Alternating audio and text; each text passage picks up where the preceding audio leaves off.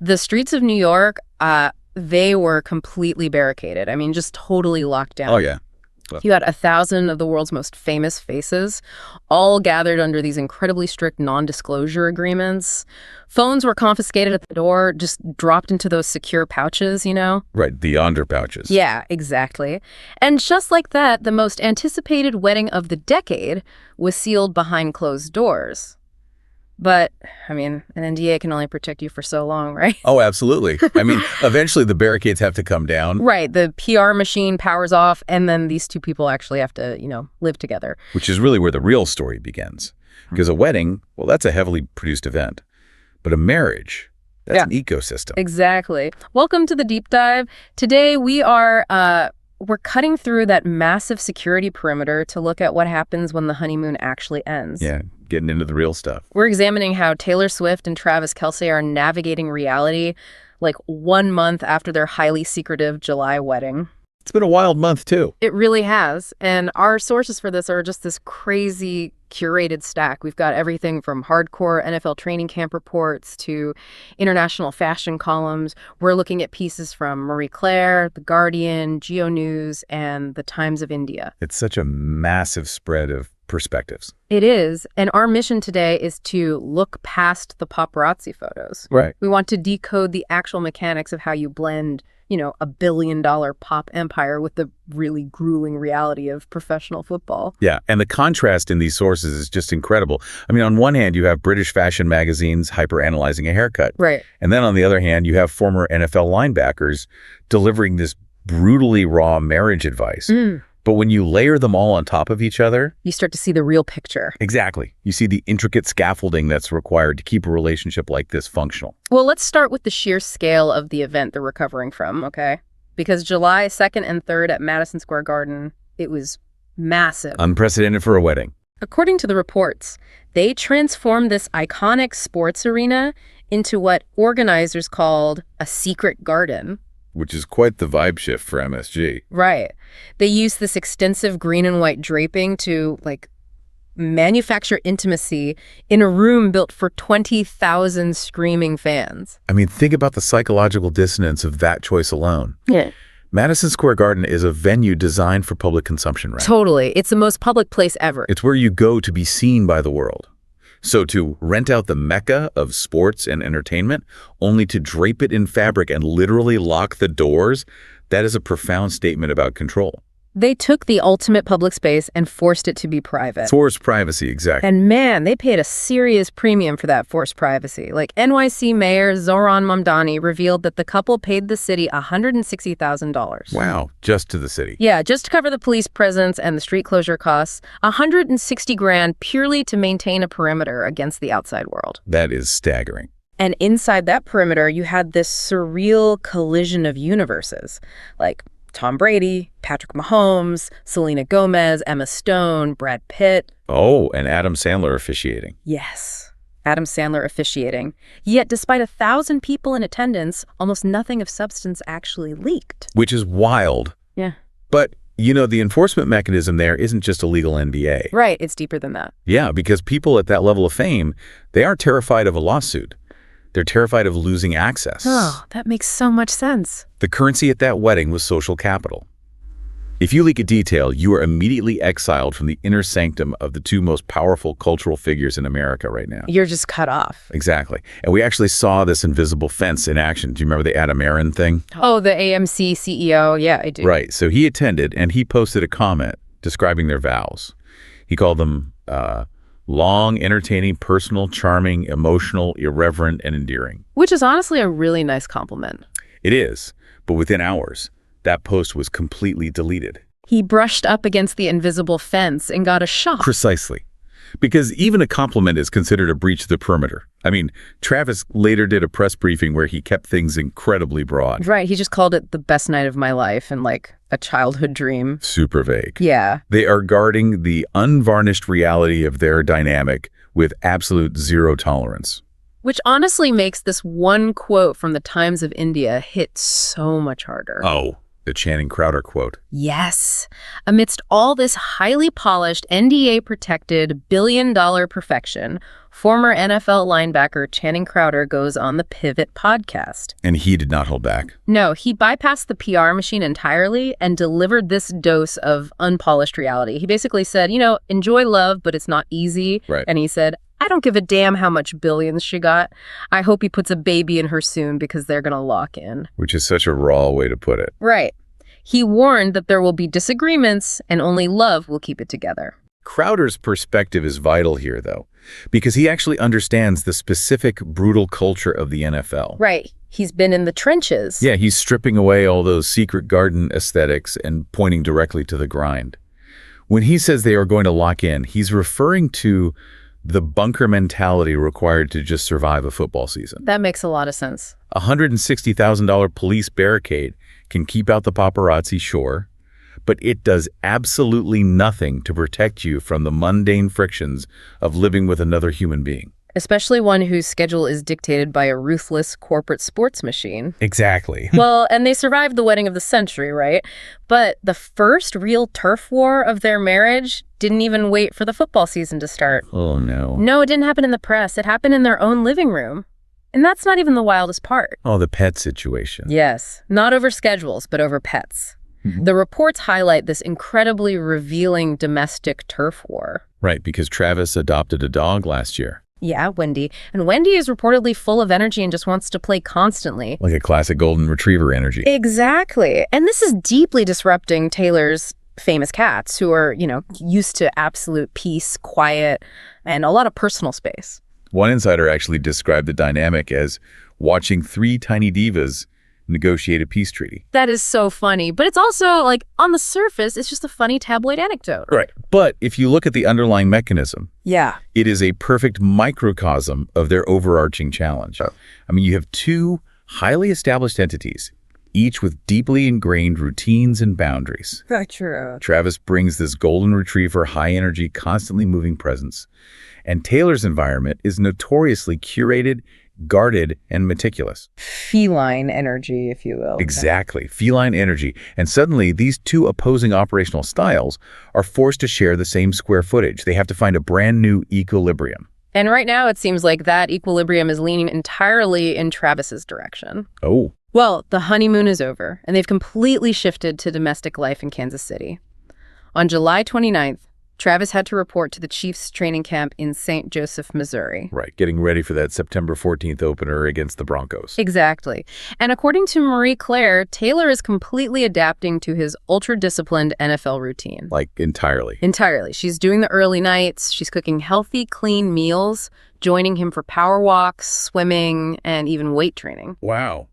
That's a huge shift. And she even officially shut down rumors of a massive Life of a Showgirl tour, stating her priority for 2026 is her personal life. She is executing a massive geographical and lifestyle pivot there. Yeah. I mean, seeing Joseph, Missouri in July is about as far from a global stadium tour as you can get. Geographically and spiritually. But honestly, I struggle to make sense of this from a power dynamic standpoint. Why is that?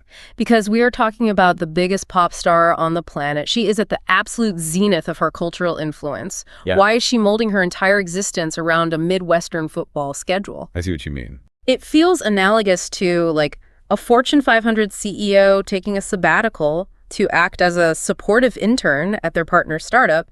It just feels entirely unbalanced for someone with her level of ambition. Well, I mean, if we view it purely through the lens of ego, yeah, it seems unbalanced. But if we analyze it as a public relations and brand longevity mechanism, it's actually a masterstroke. A masterstroke? How? It's a strategic retreat. Consider the context from the sources we're looking at. She just had her song, I Knew It, I Knew You, from the Toy Story 5 soundtrack debut at the top of the Hot 100. Oh, right. That did just go to #1. And she has a new record in the creative stages. So she isn't losing momentum. She's operating from a position of such immense power that she doesn't need to be physically visible to dominate the culture. Ah, so the retreat is intentional scarcity. It's intentional scarcity, and it's also damage control for the marriage. Think about it. The NFL season is a physically and mentally exhausting gauntlet. Travis does not have the luxury of flexibility. His schedule is dictated by a multi-billion-dollar league. If Taylor were to launch a global tour simultaneously, the logistical strain would be catastrophic for a newlywed couple. It would be impossible. They'd never see each other. Exactly. Furthermore, by stepping back and playing the supportive partner, she creates a PR vacuum. If she is hyper-visible during the Chiefs season, any loss is immediately blamed on her being a distraction. Oh, we've definitely seen that narrative before. Right. But by quietly cooking healthy meals and walking the dog in Missouri, she completely disarms her critics. She is choosing to be the anchor because she's the only one who can afford to drop anchor right now. Wow. Yeah, the phrase from the Marie Claire source was, "There is no pressure." She's creating an environment completely devoid of pressure for him, while simultaneously taking the pressure off herself to constantly perform. Exactly. You see this same dynamic play out in everyday relationships, honestly. Oh, for sure. Like, even if you aren't managing billionaire-level careers, if one partner is going through a massive, inflexible career shift, both people can't be in a state of chaos. Someone has to temporarily absorb the logistical burden. It requires an immense amount of self-assuredness to voluntarily step out of the spotlight when you own it.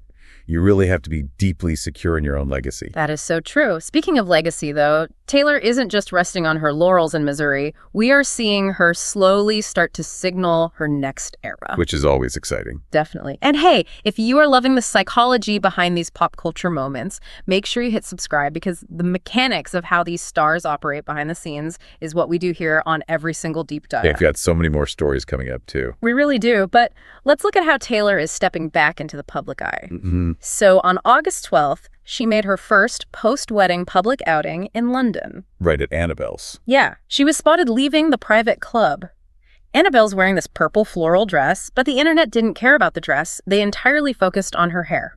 Oh, the haircut. She debuted a noticeably shorter haircut, resting just below her shoulders. I mean, in the semiotics of female pop stars, a major haircut following a significant life event is almost never an accident. It's totally a calculated visual cue. It's shedding the previous era. You get married, you close the chapter on the Eras tour, and you literally cut the dead weight. You present a fresh silhouette to the public. And she's backing up that fresh visual with immense industry validation right now. All right, the Hall of Fame thing. Yeah, she was just named the youngest ever Nashville Songwriters Hall of Fame inductee. And in her acceptance speech, she specifically focused on the blue-collar aspect of songwriting. I noticed that. She praised the writers who show up to work every day at 10 a.m. even when the magic isn't there. Exactly. Why do you think she focused on that? That detail is crucial. She is deliberately pivoting the public narrative away from Taylor Swift, the global pop spectacle, and anchoring it back to Taylor Swift, the foundational blue-collar songwriter. Rounding her image again. Yeah. The Hall of Fame induction validates her core identity. She is securing her historical legacy, making sure she's remembered not just for the stadium tours, but for the actual architecture of the music. Which makes the final piece of this puzzle so fascinating. Because while Taylor is actively securing her legacy in the music industry, Travis Kelce is apparently plotting a massive infiltration of it. This part is wild. It is. According to columnist Rob Shooter, Travis is planning to drop a country music album. A country music album? From a professional tight end? I know. That is a massive leap across industry lines. But wait, Shooter's sources revealed something even wilder about this. Do you remember when Travis sang at their wedding? Yeah, vaguely. Well, apparently he used that performance as a deliberate test run. You're kidding? Nope. He wanted to feel what it was like to perform his own vocals in front of the biggest, most intimidating names in the music industry who were literally sitting in that audience. Wow. Insiders claim he has, quote, relentless drive, and genuinely believes the sky's the limit for his music career. So he essentially used his own wedding as an industry showcase. He did, and I have to admit, my initial reaction to this was pure skepticism. Like, is he legitimately talented enough to survive the ruthless, highly critical music industry, or is this just the ultimate case of riding coattails? It's a fair question. To me, Travis making an album feels like a tech CEO deciding to become a professional chef just because they like to eat. That's a great comparison. Right. He has 3 Super Bowl rings. He is at the absolute top of his field. Why would he risk the sheer embarrassment of a flop album? Well, look at the underlying mechanism of what he's doing here. It's actually a brilliant demographic and infrastructure play. How so? He isn't starting from scratch, right? He is treating Taylor's established empire like open source code. Oh, wow. He is leveraging her proximity, her producers, and her social capital to beta test his own brand expansion. So he's monetizing the demographic bridge she built. Like millions of her fans are now watching the NFL, and he's planning to sell country music right back to them. Exactly that. But the psychological component is equally compelling to me. Yeah. Think about it. A massive percentage of partners, especially male partners, of highly successful, dominant women tend to shrink in their shadow. Oh, definitely. They get insecure. They become defensive or territorial. Yeah. But Travis is exhibiting the complete opposite behavior. He possesses a level of self-assuredness, perhaps bordering on hubris, that allows him to stand up at his own wedding and audition for her peers. It takes a lot of nerve. It does.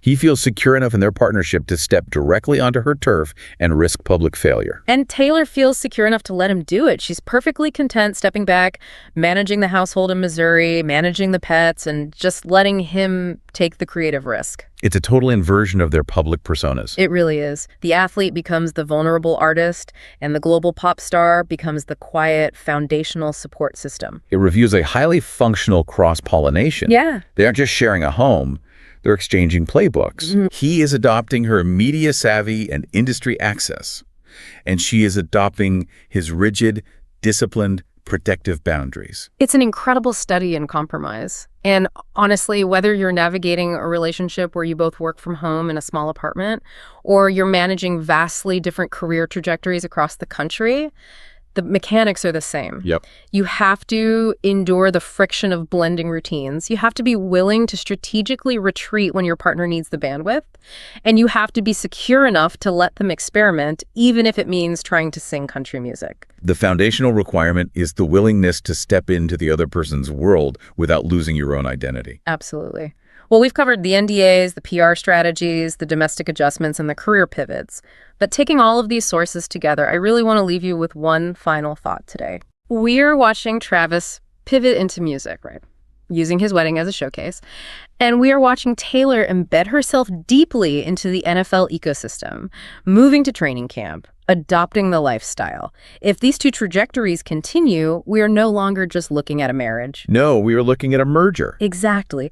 If Travis establishes a foothold in music and Taylor continues to influence the sports world, perhaps, I don't know, writing anthems for franchises or driving viewership metrics, will their personal brands eventually fuse completely? It's entirely possible. Are we witnessing the birth of a monopolistic marital conglomerate where the line between two individual artists blurs entirely, creating a single corporate and cultural superpower that just dictates both sports and entertainment? I mean, it's the ultimate evolution of the power couple. Yeah. From a barricaded secret garden in New York to a unified entity that simply cannot be competed with. A marital conglomerate. It's a staggering concept to consider.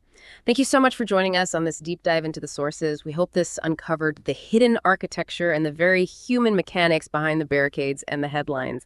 Don't forget to subscribe for more deep dives that cut through the noise to find the real story. Until next time.